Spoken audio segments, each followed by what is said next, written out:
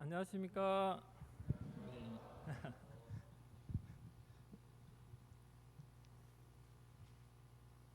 어제는 너무 뜨거운 밤이었습니다. 저도 UBF 수양회 잘 들리시나요? 마이크 볼륨이 약간 작은 것 같은데. 이제 UBF 수양회를 저도 벌써 이제 23년째 참석하는데 어제 같은 밤은 또 제가 처음 저도 막 이렇게 하면서 막 이제 근데 오늘 아침에 제가 이제 이게 나가는데 최노아 목자님께서 이제 지나치시다가 저를 보고 너무 정말 밝은 표정으로 웃으면서 인사를 하시더라고요. 제가 평소에도 저한테 웃으면서 잘 인사해 주시는데 이제 약간 그 의미심장한 나는 끝났다. 그렇게 근데 응원하는 그런 걸 받아들여졌는데. 근데 이제 하나님의 말씀 앞에 거하는 시간이 가장 행복한 축복의 시간인 것 같습니다. 네. 네, 시작하도록 하겠습니다. 지난 2017년에 그 아프리카에서 어떤 사건이 있었는데요. 실제로 거기는 난민이 많이 발생하는데 이제 이동을 했어요. 차를 타고 난민이 이제 유럽으로 망명하려고 이동을 하다가 차가 고장이 났어요. 근데 이제 창경한 물의 양이 그 차를 타고 갔을 때 날로 계산했기 때문에 물이 부족해가지고 이제 걸었죠 그때부터. 그래가지고 총 44명이고 갓난 아기가 3명이 있었는데 결국 물이 없어가지고 이제 목말라서 죽는 사고가 발생했습니다. 우리가 그 입장이 돼 보면 사막에서 차는 고장 났고 걸어가는데 물이 없다. 그때 그 심정을 생각하면 정말 마음이 찢어지죠. 근데 만약 이들 앞에 오아시스가 이렇게 딱 갑자기 나타났다면 그들의 마음이 어땠을까요? 그 시원함이 참 컸을 것 같습니다. 그런데 사실 영적으로 보면은 참 생수이신 하나님 없이 살아가는 모든 인간이 마치 이 난민의 모습 같다고 할 수 있습니다. 오늘 말씀에는 우리 목마른 인생들에게 진정한 생수라는 선물을 들고 찾아오신 예수님이 나옵니다. 말씀을 통해 이 예수님을 만나고 생수를 마시는 기쁨을 누리는 시간이 되기를 기도합니다. 파트 1 타는 목마름. 유대에서 사역하시던 예수님은 그 예수님을 시기하는 바리새인들을 떠나서 이제 북쪽 갈릴리로 이동을 하게 되는데요. 4절을 보십시오. 사마리아 땅을 통과하여야 하겠는지라. 이걸 영어로 읽어보면 Now he had to go through Samaria. 제가 좀 발음을 신경 썼는데 우리 이제 아프리카 Sorry for my pronunciation. 어쨌거나 그 사마리아를 반드시 가야겠다는 그 강한 의지가 담겨 있죠. 역사적으로는 사실 이 남쪽 유다는 바벨론에 망했지만 그 수백 년의 세월 동안 단일 민족을 유지했습니다. 그러나 북쪽 사마리아 땅은 아수르에 망하면서 다른 민족과 혼혈족이 됐습니다. 그들이 바로 사마리아 사람입니다. 유대인들은 이 사람들을 계취급했는데 상종 못할 죄인으로 여겼고, 그래서 이 지도를 보시면 유대에서 갈릴리로 가고자 할 때 이 사마리아를 돌아서 가려면 6일 길을 더 가야 하는데 그렇게 해서라도 돌아갔습니다. 그런데 예수님께서는 왜 이 아무도 가지 않는 땅, 상종하지 않는 땅으로 가고자 하셨을까요? 주님은 그곳에서 인생의 목마름으로 고통하는 한 여인을 보셨습니다. 그리고 그 여인에게 생수라는 선물을 주기 위해 직접 그 땅을 찾아가십니다. 5절 6절 상반절을 함께 읽어보시겠습니다. 시작. 사마리아에 있는 수가라는 동네에 이르시니 야곱이 그 아들 요셉에게 준 땅이 가깝고 거기 또 야곱의 우물이 있더라. 그곳에는 오래전부터 준비된 야곱의 우물이라는 무대가 마련되어 있었습니다. 조상 야곱이 그 땅에 파놓았던 우물인데 마을 사람 모두가 이 우물에서 물을 얻으며 타는 터전과 같은 곳이었습니다. 이 우물이 지금은 교회가 세워져 있고 지금도 실제로 보존이 돼 있습니다. 우물이 저렇게 그때 6시에 도착을 하셨는데 우리 시간으로 낮 12시였습니다. 중동의 이 시간은 40도가 넘는 무더운 날씨인데 이 태양 아래서 오랫동안 걸어오신 예수님은 이제 지쳐가지고 우물 앞에 털썩 주저앉으셨습니다. 그때 한 여인이 물을 기르러 옵니다. 물을 좀 달라. 예수님이 이렇게 여인에게 요청하시는데요. 그런데 여인은 유대인으로서 자신에게 말을 거는 이 사람을 이상하게 생각하고 경계합니다. 당신은 유대인으로서 어찌하여 사마리아 여자인 나에게 물을 달라 하십니까? 예수님은 사실 자신을 경계하는 이 여인을 대화로 초청하기 위해서 이렇게 물을 달라 말을 거셨습니다. 하늘나라에서 봤을 때는 우리가 사는 지금 이 땅이 사실 이곳이 마치 사마리아와 같습니다. 죄로 더럽혀진 곳, 온갖 폭력과 악행이 가득한 곳, 하나님이 결코 상종할 수 없는 그런 땅과 같습니다. 그런데 예수님께서는 굳은 의지를 가지고 이 땅에 2000년 전에 인간의 몸으로 찾아오셨습니다. 그것은 목마름으로 고통하는 우리 한 사람을 만나주기 위해서입니다. 우리와 대화하고 우리를 영생으로 초대해 주시기 위해서입니다. 이 땅까지 우리 한 사람을 위해 찾아와 주신 예수님께 감사를 드립니다. 우리도 인생을 이 시간 잠시 돌아보면 예수님께서 여러 가지 모양으로 사람들을 통해서 우리에게 찾아오신 사건들이 있을 것입니다. 때로는 부모님을 통해서, 때로는 친구, 때로는 학교 선후배들을 통해서, 또 여러 사건들을 통해서 우리를 예수님께로 초청하십니다. 지금 이 자리에 여러분이 앉아 있는 것 자체가 예수님께서 여러 모양으로 물을 좀 달라 하시면서 이야기를 건네셔 이곳에 오게 된 것입니다. 예수님은 여인에게 이제 어떤 대화를 이어가실까요? 10절 말씀을 함께 읽어보겠습니다. 시작. 내가 만일 하나님의 선물과 내게 물 좀 달라 하는 이가 누구인 줄 알았다면 내가 그에게 구하였을 것이요 그가 생수를 내게. 예수님께서는 뜬금없는데 선물이 있다. 근데 그 선물이 생수다 이렇게 말씀을 하십니다. 그 선물은 사람의 마음을 참 이렇게 기쁘게 합니다. 그 이유는 공짜로 받는 것이기 때문이죠. 기분 좋잖아요. 엄청 고생해서 일해서 받은 거랑 그냥 받으면 기분 좋잖아요. 그러니까 여인은 일단 선물이란 말에 좀 꽂혔어요. 그래서 기분이 좋았는데 생각을 해보니까 방금 물을 달라고 자기한테 하던 사람이 갑자기 생수를 준다고 하니까 이상하잖아요. 이 우물은 깊고 이 물이 이제 당시에는 50m 정도 될 거라고 추정을 하는데요. 그릇도 없는데 어떻게 생수를 준다는 말인가요? 물어봤습니다. 이 여인은 눈앞에 보이는 우물물만 생각했습니다. 13절 말씀을 함께 읽어보겠습니다. 시작. 예수께서 대답하여 이르시되 이 물을 마시는 자마다 다시 목마른.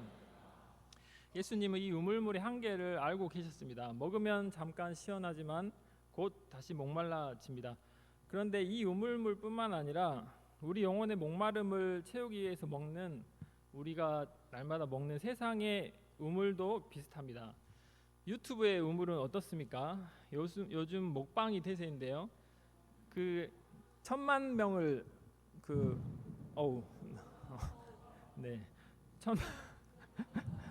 1000만 명 그 구독자를 보유한 이 20대 여성 유튜버, 먹방 유튜버는 라면 20인분을 한 자리에서 먹습니다. 근데 몸무게가 50kg대밖에 안 돼요. 근데 이거를 보면서 사람들이 그렇게 열광을 한다는 거죠. 막 희열을 느끼고 내가 저렇게 먹고 싶지만 못 먹는데 막 대신 먹는 걸 보면서 침을 흘리면서 막 이렇게 희열을 느끼는데, 저희 집에도 한 분이 좀 그러긴 하시더라고요. 네. 근데 유튜브에 보면 스포츠, 남자들 좋아하는 스포츠, 드라마, 연예인, 가요, 끝도 없는 유튜브의 우물들이 알고리즘으로 계속 초대를 합니다. 내 취향과 마음을 어떻게 그렇게 잘 아는지 이것들을 계속 따라가서 보다 보면 2-3시간은 훌쩍 가버립니다. 그런데 그러고 나면 신기한 게 있는데, 이 정도 먹었으면 배가 불러서 이제 좀 유튜브는 그만 봐야겠다 생각이 들어야 되는데 계속 보고 싶습니다. 더 목마름이 심해집니다.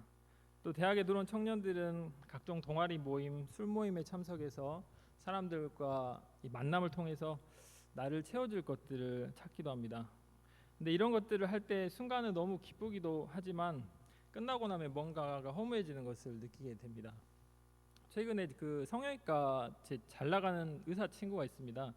그 친구가 이제 다른 동창 성형외과 동기가 갑자기 심장마비로 죽었다는 소식을 저희가 받고 이제 카톡방에서 막 난리가 났어요. 너무 놀랐다 막 그러면서. 근데 그 친구는 다른 사람 이야기 같지 않는데 그동안은 돈으로 보상받는다 생각하고 열심히 일했는데 그것도 이제 약발이 떨어지니까 요즘은 왜 의사를 했는가 현타가 온다 이런 말을 하면서 헛헛하고 외롭고 허무하다 막 그런 카톡을 했습니다. 이처럼 세상의 우물들은 우리를 채워줄 것 같지만 결국에는 더 진한 목마름을 남기게 됩니다. 그 하나님이 처음 창조하신 아담은 에덴 동산에 살았는데요. 에덴이라는 말을 다 들어보셨죠? 에덴의 뜻이 뭔지 아시나요? 예. 정확하게 우리 엘리사 성경 기쁨, 즐거움, 이런 행복 이런 뜻인데요. 하나님은 사람을 원래는 기쁨과 즐거움과 행복과 만족을 누리는 존재로 창조하였습니다. 근데 에덴에 참 기쁨이 있었던 가장 큰 이유가 있는데 그것은 우리를 창조하시고 사랑하시는 아버지 하나님이 우리 안에 계셨기 때문입니다. 아담은 하나님과 대화하고 산책하고 그분의 사랑 안에서 풍성한 만족을 누렸죠. 그런데 이 아담이 범죄로 하나님을 떠나게 되면서 사람은 그때부터 도저히 해결할 수 없는 원인도 알 수 없는 결핍, 목마름을 경험하게 된 것입니다. 이 사람들 영혼에 있는 흔적 때문에 이 행복의 흔적을 계속 추구하지만 하나님 없이는 그때의 그 기쁨과 만족을 결코 회복할 수 없습니다. 18절에 보면 오늘의 사마리아 여인도 이제 6번째 남자와 살고 있습니다. 이 여인은 아마도 이성을 통해서 목마름을 채워보고자 했던 것 같습니다. 처음에는 눈과 마음을 즐겁게 해주는 김수현 같은 외모에, 좋아하시나요 여성분들? 김종국 같은 몸을 가진 만화를 찍고 나온 것 같은 사기 캐릭 남친을 만나 사귀었습니다. 모든 것을 다 가진 것 같은 그런 행복과 만족을 기대했지만 시간을 지나니 이 역시 사람일 뿐 처음에 있던 설레임도 사라지고 다시 목말라졌습니다. 이번에는 유재석처럼 재밌고 성격 좋은 사람을 만났습니다. 전보다 오래 사귈 수는 있었지만 이제는 그의 개그도 식상해지고 진정 원했던 그 무언가가 채워지지 않는 것입니다. 다른 남자친구 또 다른 남자친구 이렇게 하다가 6번째 남자를 만나게 됐습니다. 그런데 갈수록 심해지는 목마름으로 마음은 더욱 허무해지고 절망적이 됐습니다. 이제는 사람들의 시선을 피해 홀로 물을 기르러 오는 처지가 됐습니다. 파트 2 영생의 샘물. 예수님께서는 이 여인에게 말씀하십니다. 13절 14절 함께 읽어보시겠습니다. 시작. 예수께서 대답하여 이르시되 이 물을 마시는 자마다 다시 목마르려니 내가 주는 물은 영원히 목마르지 아니하리. 내가 주는 물은 그 속에서 영생하도록 솟아나는 샘물이. 여인은 영원히 목마르지 않을 수 있다는 그 말에 물을 달라고 이야기합니다. 예수님이 말씀하시는 물은 인생의 목마름을 근본적으로 채워줄 생수를 이야기합니다. 내가 주는 물은 그 속에서 영생하도록 솟아나오는 샘물이 되리라. 이 물은 특별히 사람 속에서 솟아나오는 샘물이라고 하십니다. 샘물이 여러분 뭔지 아시나요?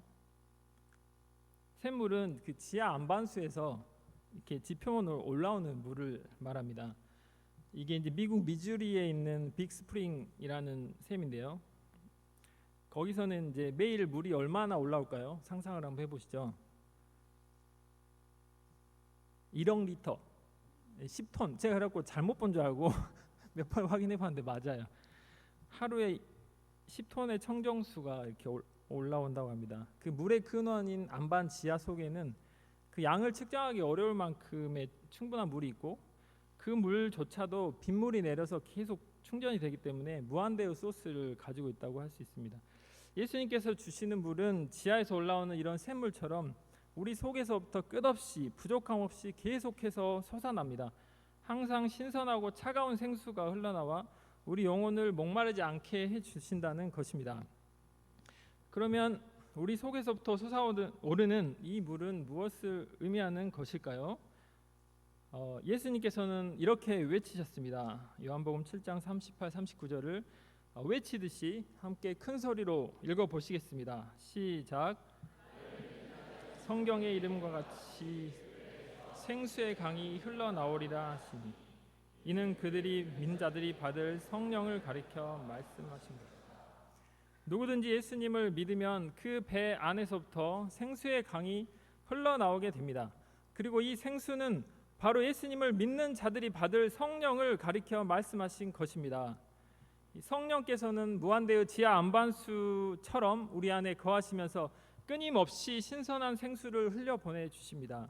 이 생수의 근원 되시는 성령을 받을 때 우리는 언제든지 이 생수를 벌컥벌컥 마시며 영원히 목마르지 않는 삶을 살게 됩니다.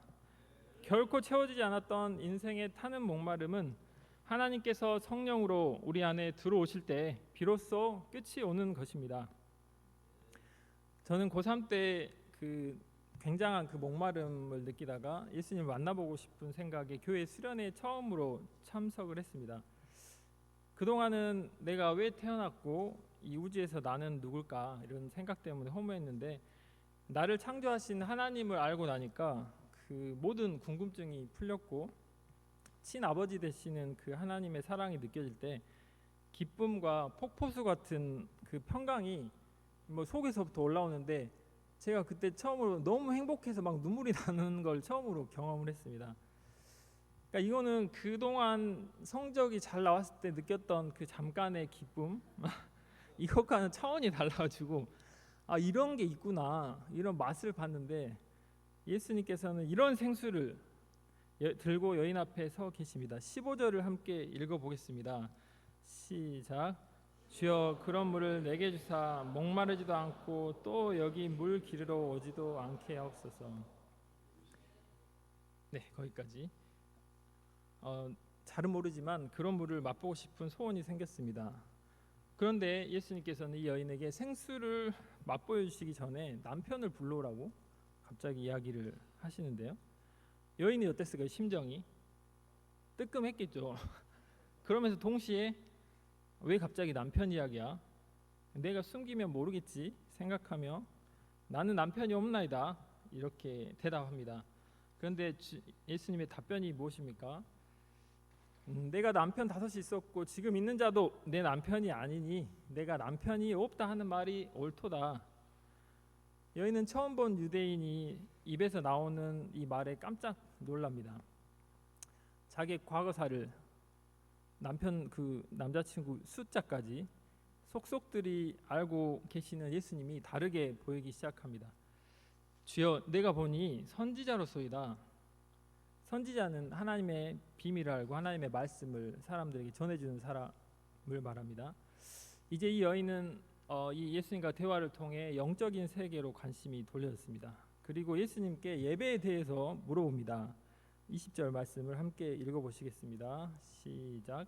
우리 조상들은 이 산에서 예배하였는데 당신들의 말은 예배할 곳이 예루살렘에 있다. 사마리아인들은 그 성전에서 예루살렘에서 예배를 드릴 수 없게 되자 자기 동네 그리심 산에서 나름대로 제단을 만들어서 예배를 드렸는데 유대인들은 예루살렘 성전이 아닌 곳에 드리는 예배는 전혀 인정하지 않았습니다.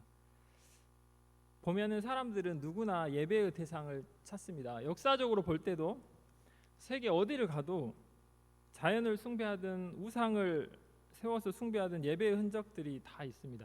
이것은 원래 하나님을 경배하도록 창조된 인간이 그 흔적을 찾아서 뭔가를 예배한다고 볼 수 있는데요. 이방 사람 그 차이는 이방 사람들은 알지 못하는 하나님을 찾다가 우상에게 예배하게 되고 유대인들은 성경을 통해 계시된 하나님께 예배를 했습니다. 여인은 그런데 그동안 참된 예배, 정말로 그 하나님을 성경에 기록된 하나님을 만나는 방법이 궁금하고 알고 싶은 소원이 있었습니다. 21절 함께 읽어보겠습니다. 시작. 예수께서 이르시되 여자여 내 말을 믿으라. 말고 너희가 아버지께 예배하라. 예수님께서는 이제 새로운 시대를 선포하십니다. 그리심산에서도 말고 예루살렘에서도 말고 천지를 창조하신 하나님께 누구든지 예배할 수 있는 때가 이른다고 알려주십니다. 23절을 함께 읽어보겠습니다. 시작. 아버지께 참되게 예배하는 자들은 영과 진리로 예배할 때가 오나니 곧 이때라. 자기에게 이렇게 예배하는 자들을 찾으시니 진정한 예배는 영과 진리로 하나님을 만나는 것입니다. 영과 진리 예배는 진리 대신 예수님과 그 십자가 은혜 안에서 성령의 임재의 생수를 경험하는 것입니다. 예수님이 오심으로 이제 누구든지 영과 진리로 하나님께 참된 예배를 드릴 수 있는 새 시대가 왔습니다. 그동안 이방 사람들은 하나님을 알지도 못하고 하나님께 가는 길도 몰라서 우상을 섬겼습니다. 이스라엘 백성들은 구약 성경에 기초하여 소와 양을 잡아 피를 흘리면서 그걸 가지고 예루살렘 성전에서 예배를 드렸습니다. 그런데 이런 예배는 대상을 아예 모르거나 알지라도 그 참 하나님께 나아가는 길이 진정으로 열리지 않은 한계가 있는 예배였습니다. 그러나 이제는 진리이신 예수님께서 이 땅에 오심으로 우리가 하나님을 알게 되고 그 하나님께 나아가는 길이 완전히 열리게 되었습니다. 거룩하신 하나님, 인간이 감히 설 수 없는 그분을 예수님이 우리 죄 용서를 위해 십자가에서 흘리신 피를 통해 죄 사함 받고 거룩함을 덧입고 하나님께 나아갈 수 있게 되었습니다. 아담의 범죄 이후 하나님이 너무나 사랑하시는 자기 형상대로 만든 자녀들이 그 하나님의 형상을 잃고 더 이상 자신과 소통이 되지 않을 때 하나님 아버지 마음은 너무나 아프셨습니다. 그러나 이제는 죄송합니다. 누구나 예수님 안에서 하나님을 다시 만나는 예배를 드릴 수 있게 되었습니다.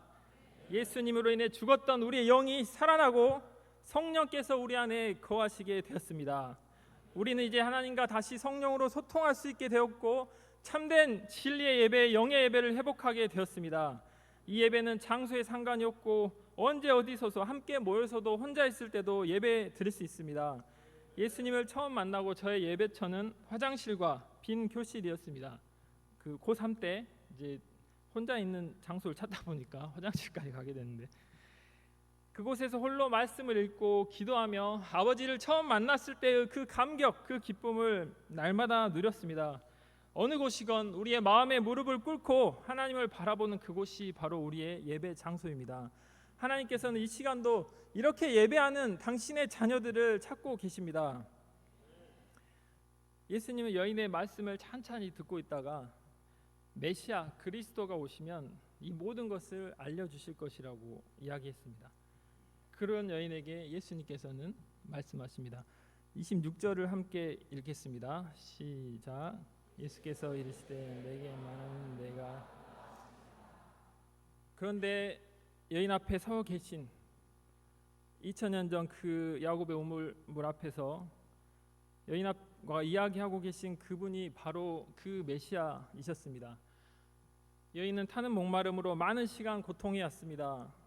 그런데 참된 진리에 대해 말씀해 주시는 분, 하나님과 하나님의 생수로 목마름을 완전히 해결해 주실 분, 죄로 방황하는 이 여인 한 사람을 사랑하셔서 하늘 보좌를 버리고 이 땅에 사람으로 오신 그분이 오늘 이 시간 참 생수를 주시고자 사마리아 땅까지 여인을 찾아오신 것입니다.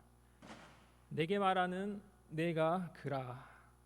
여인은 이것이 마음에 깊이 깨달아지고 믿어졌습니다. 자신도 이제 예수님을 통해 하나님을 참으로 예배하고 만날 수 있다는 것을 알게 됐습니다. 여인은 지금 그곳에서 하나님을 예배하는 참 예배를 경험한 것입니다. 자신 같은 사마리아 사람, 그 중에서도 손가락질 받는 사람도 정죄치 않으시고 만나주시는 하나님 아버지를 경험했습니다. 그 여인에게 그럴 때 이 여인에게 무슨 변화가 일어났습니까? 28, 29절을 함께 읽어보겠습니다. 시작. 여자가 물동이를 버려두고 동네로 들어가 사람들에게 이르되 내가 행한 모든 일을 내게 말한 사람을 와서 보라. 이는 그리스도가 아니냐. 하나님을 만난 감격, 그 메시아를 만난 감격, 예수님을 만난 감격이 넘쳤습니다. 영생수를 맛보는 기쁨을 경험했습니다. 세상 사람들은 갖가지 목마름에 시달리고 있습니다. 사막에서 물이 없이 걸어가는 것처럼 영적 목마름으로 기진해 있습니다. 세상의 물을 아무리 마셔보지만 어느 것 하나 내 마음을 뻥 뚫어주는 청정수 같은 물을 찾을 수가 없습니다. 그토록 존경을 받던 공자도 이런 말을 했습니다. 오늘 진리를 깨달으면 저녁에 죽어도 좋다. 참된 진리에 대한 목마름에 탔습니다. 그런데 예수님께 나오면 참 진리를 알게 되고 하나님 아버지를 다시 만날 수 있습니다. 예배를 통해 하나님이 주시는 참 생수를 맛볼 수 있습니다. 그러면 내가 어떻게 실제적으로 이 생수를 맛볼 수 있을까요? 생수를 달라고 하는 여인에게 예수님께서는 내 남편을 불러오라 이렇게 말씀하셨습니다. 뜨끔하신가요?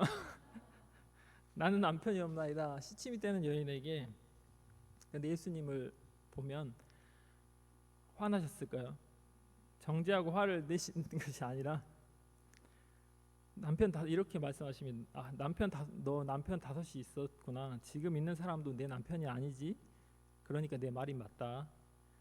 온유하게 여인의 마음을 터치하셨습니다.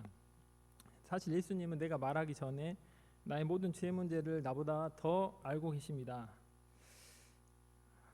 하나님 없는 목마름으로 그토록 힘들어서 세상에서 그렇게 마셔본 우물들을 다 알고 계십니다.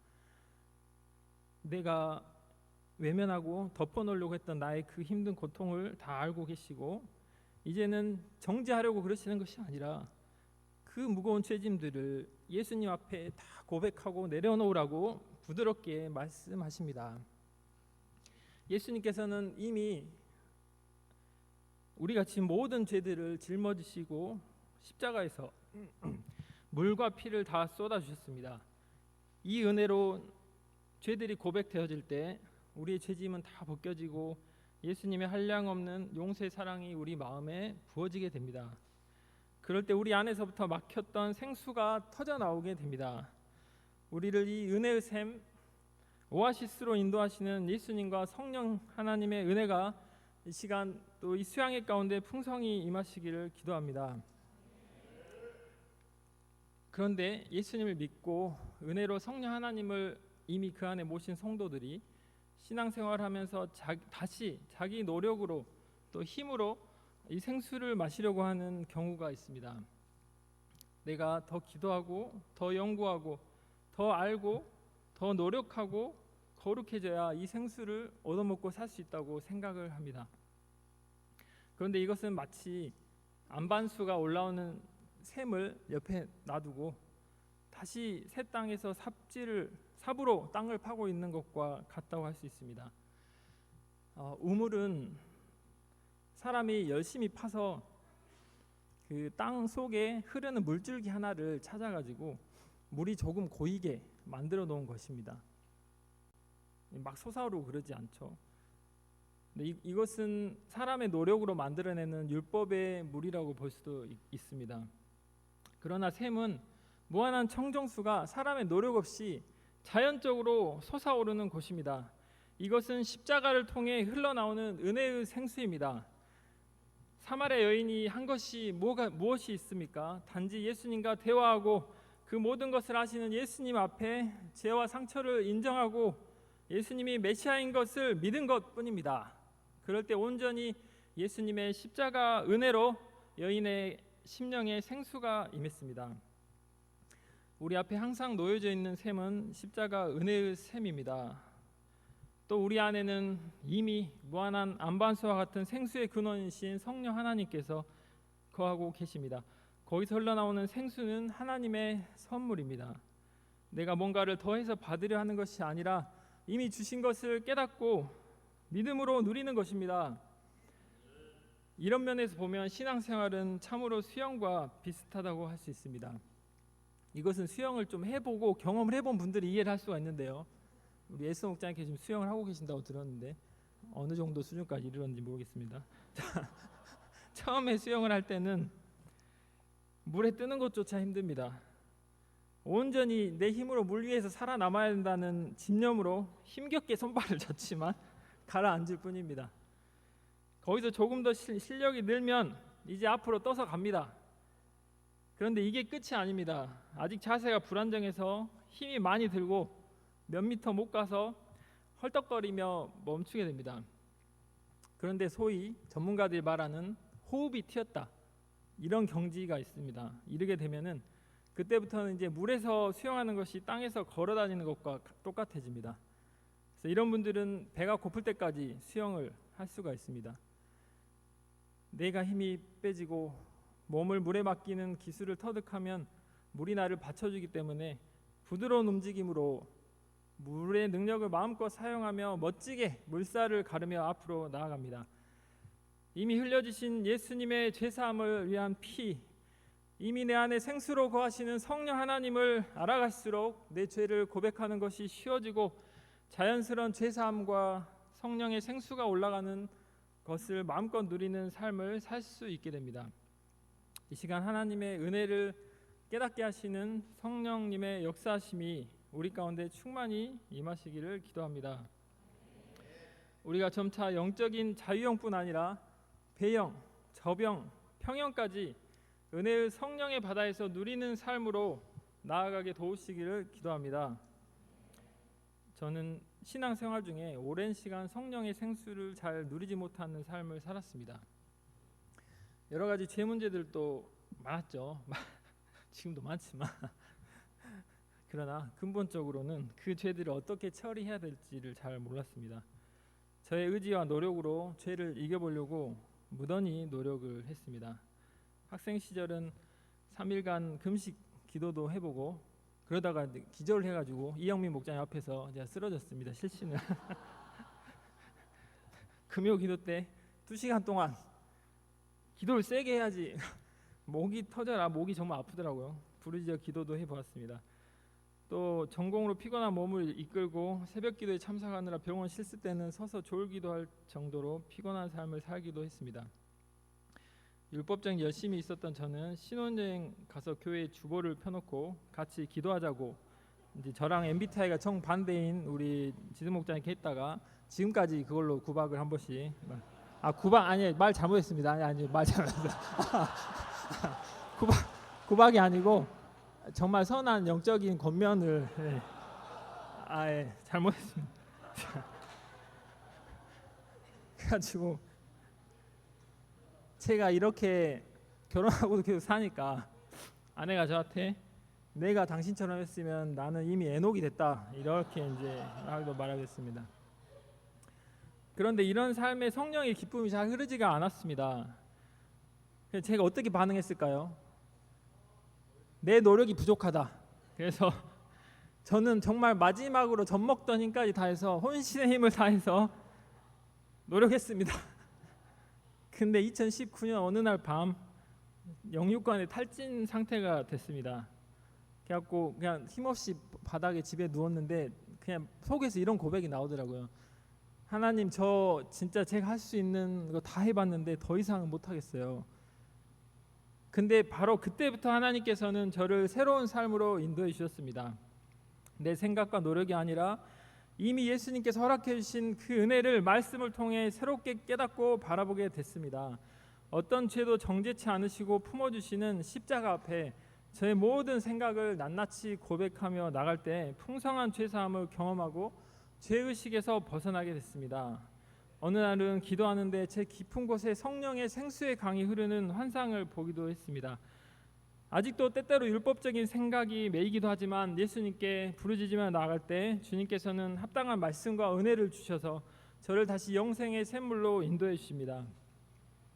저는 최근 이 은혜를 더 깊이 누리고 싶은 소원 가운데 아침 저녁으로 가능하면 교회에서 기도하게 됐습니다. 주님과 만나는 교제의 시간이 많아지고 성령을 의지한 뜨거운 기도가 되어질 때 더욱 저에게 생수를 주시는 예수님의 은혜가 몸 구석구석 경험되어집니다. 타는 목마름으로 죽어가던 저를 찾아오시고 구원해 주시고 이제는 날마다 메시아 예수님을 더 알게 하시며 내 영혼의 갈증을 완전히 채워주시는 생수를 맛보며 살게 해주신 예수님께 할렐루야 감사 찬송을 드립니다. 결론입니다. 예수님께서는 태초부터 작정하시고 사마리아 땅에 살고 있는 상종하지 못할 우리를 찾아오셨습니다. 우리를 위해 십자가를 지시고 이 시간도 우리 앞에 피 흘리신 손으로 성령의 생수라는 하나님의 선물을 들고 계십니다. 누구든지 죄를 인정하고 고백하고 이 예수님께 나아오기만 하면 목마름을 완전히 채워줄 성령의 오아시스로 우리를 인도해 주십니다. 영과 진리의 예배 안에서 하나님을 만나는 기쁨, 세상의 우물 맛과는 비교도 되지 않는 이 사랑의 생수를 마시는 행복과 만족이 우리 안에서 누려지기를 소망합니다. 마지막으로 한 가지는 그 오아시스는 사막에 있는 샘을 말합니다. 제가 깜짝 놀랐어요. 이 제목을 지은 사람이 과연 이 샘이 오아시스인지 알고 지었나? 그런 이제 의문점이 들었는데 마지막으로 요절 14절 읽고 기도하시겠습니다. 시작. 내가 주는 물을 마시는 자는 영원히 목마르지 아니하니 내가 주는 물은 그 속에서 영생하도록 솟아나는 샘물이 되리.